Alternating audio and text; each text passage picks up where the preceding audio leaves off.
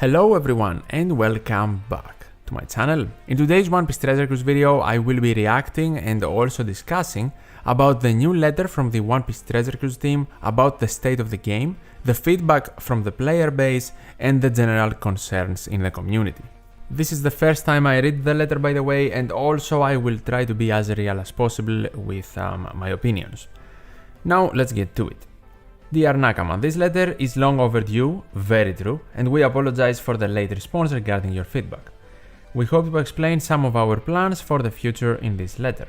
Content. The leading player concern that has come to our attention is the lack of sufficient content to play and use your characters. We also understand that some of you would like to recruit previously released characters that you currently cannot obtain. Sure, content is the main problem, but also not only the lack of content, the structure of content is also absolutely horrible. Every single piece of content has a specific boosted list that does not allow for team building, creativity or fun, and also does not allow you pretty much to use older characters. Not because they are bad or anything, but because the boosted list does not contain them, meaning that if I use them, even if they do actually help in the quest, they don't give me points, they don't give me extra drops, they don't help towards the Chopper 1 missions, and they do not get special cooldown reduction. So why would I use them even though they are actually good for the quest? There is absolutely no point. Let's continue though. Number 1, insufficient content to play. We hear and understand your feedback that many of you would like to play more different types of content to use your characters in. Well, if you consider that you only provide a point event, a treasure map and a Kizuna every month, yes, we would like more content. We also identify the problem with the current format of some events requiring repetition of the same quests in the same way. Exactly what I just said, thank you.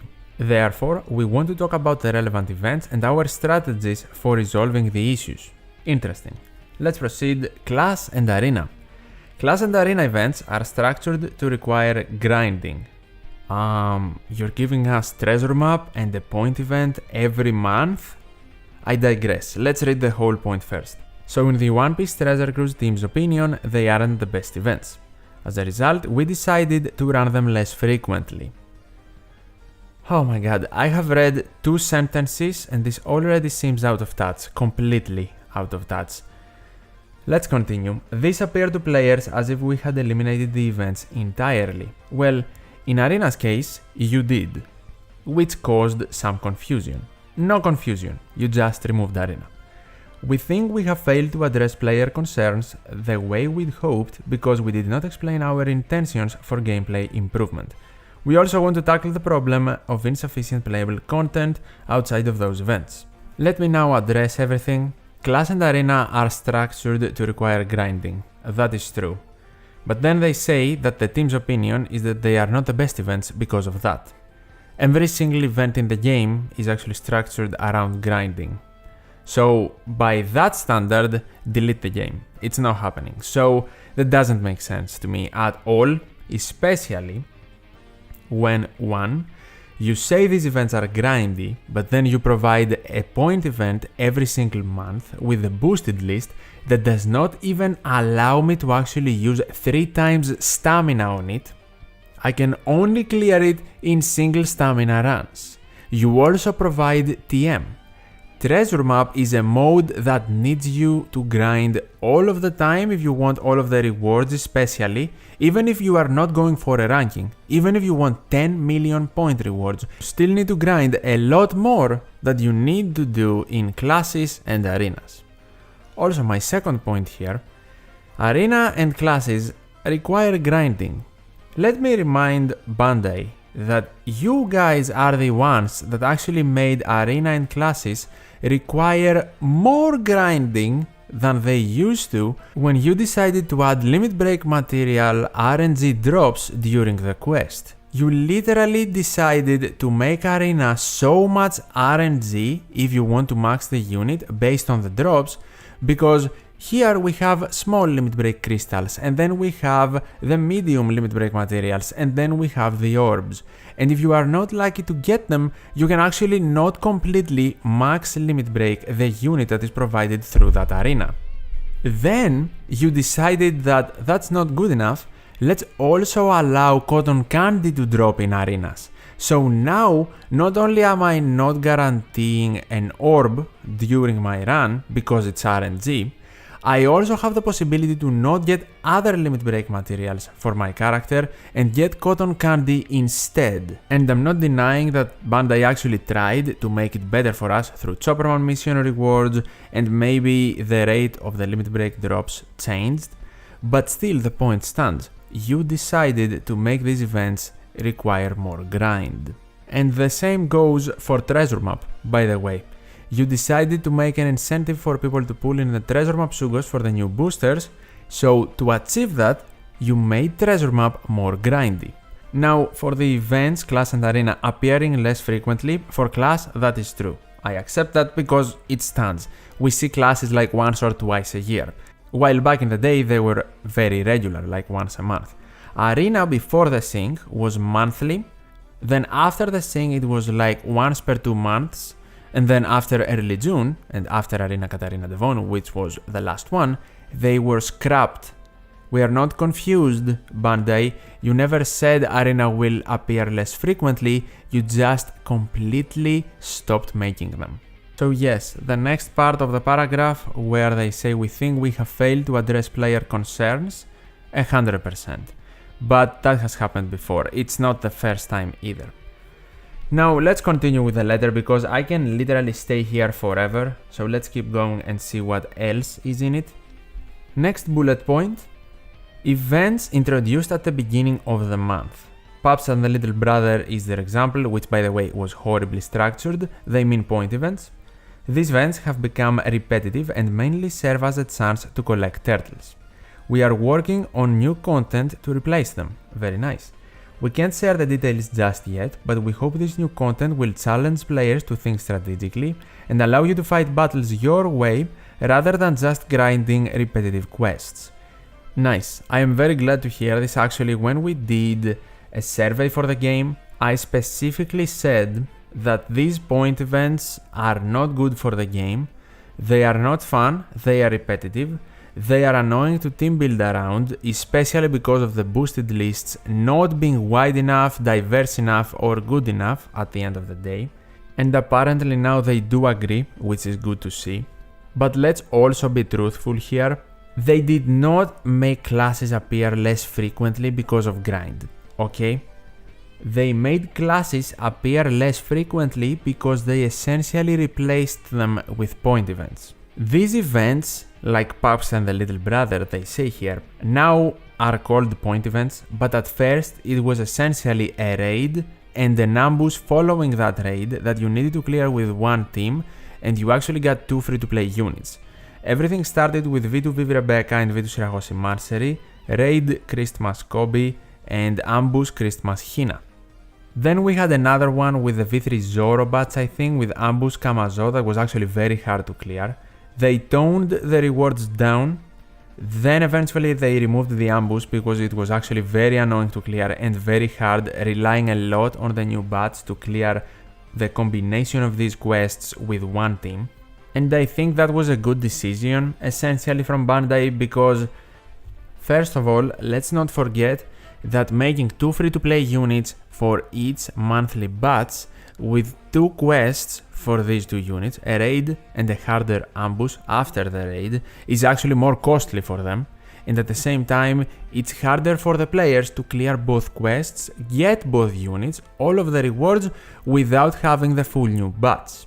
And while the removal of the ambush was beneficial to the players and Bandai, in my opinion, then the rewards became worse. The so-called point events were not really worth it. Then the rewards improved, and we are pretty much at the current situation where we are farming turtles, which actually became a thing, I think, after the level limit break introduction into the game. But let's be honest, the turtles you get monthly are not exactly going to help you towards a specific level limit break all of the time, because you need lots and lots of them. So as Bandai acknowledges in this letter, thankfully, it's not the best thing. Then they're addressing gap challenges, Some players see this event more as a grind for rewards than a fun gameplay experience, which by the way is definitely a true statement. I know many people have their pitchforks with fire up because the monthly GARP challenge resets do not happen anymore, but for the casual player or a lot of other players, it's not the worst thing in the world. Maybe a lot of people actually saw the monthly clear as a chore, and I can definitely understand that. We want it to be fun to play. Then why is treasure map a thing? Who was that? And the rewards earned reflect player enjoyment. As with the new content we mentioned, we'd like players to enjoy themselves as they pit their wits and skills against this challenge, earning rewards in the process. We are working on making that happen, but we need a little more time. That is absolutely fine by me. By the way, this does not mean monthly resets will be back.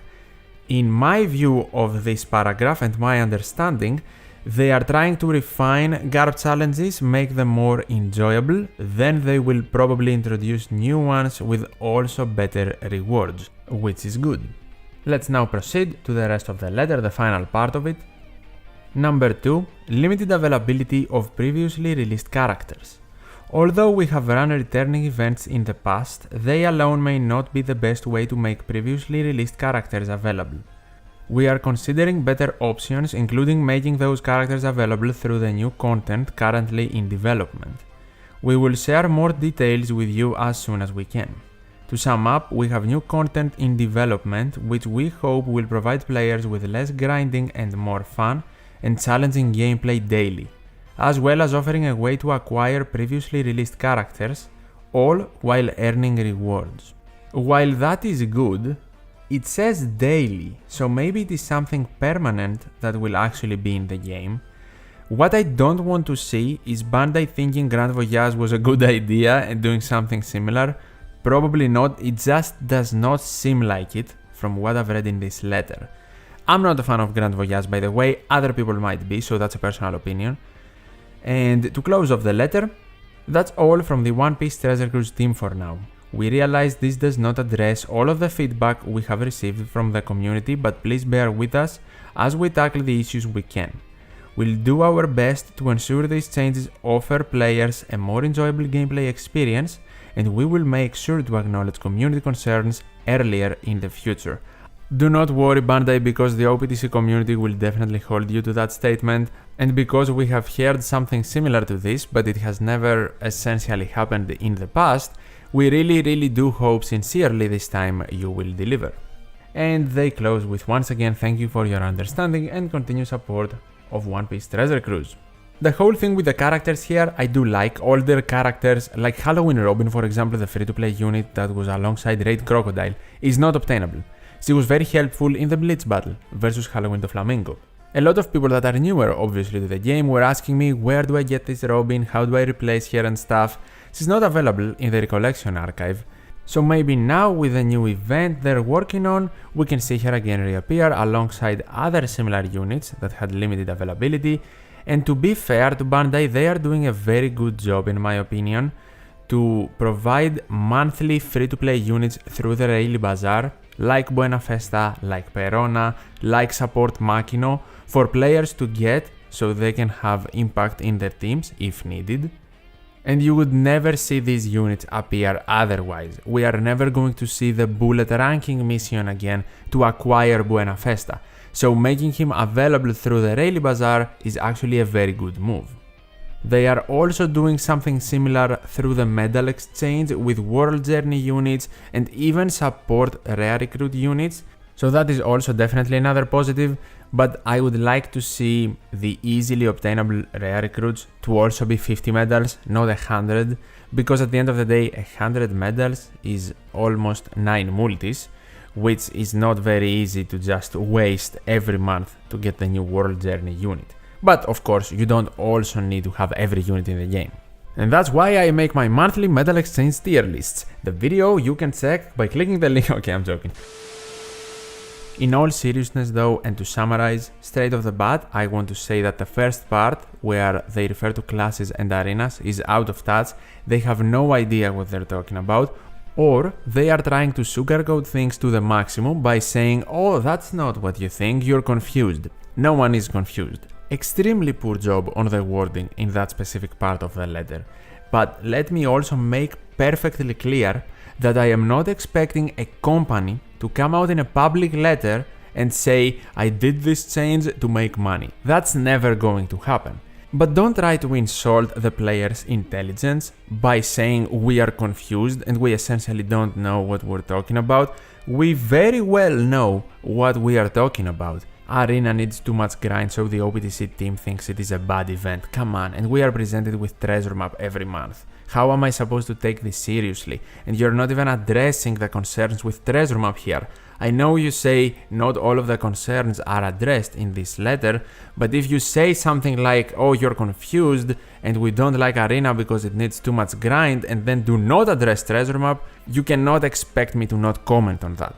I don't want this to be the only takeaway from the letter. They are working on something new. I am expecting more information, but I can simply not comment on something that is to come and we have no information on. Because yes, the later parts in the letter are positive, but we don't really know what they're talking about at the same time. So we just have to wait and see, I guess. I just hope that they keep their word and they do acknowledge more concerns from the player base down the road. That's everything I had to say though. Hopefully I did not become repetitive with some points, just like the point events, but I just wanted to make this a full-fledged discussion, and I also want to hear, or read rather, your opinions in the comments down below. What is your opinion on the letter and perhaps each specific part on it? Am I wrong somewhere? Maybe you disagree? Healthy discussion is always welcomed. If you enjoyed this video and want more One Piece Treasure Cruise discussions, definitely leave a like, I would really appreciate it, and subscribe for more OPTC content. As always,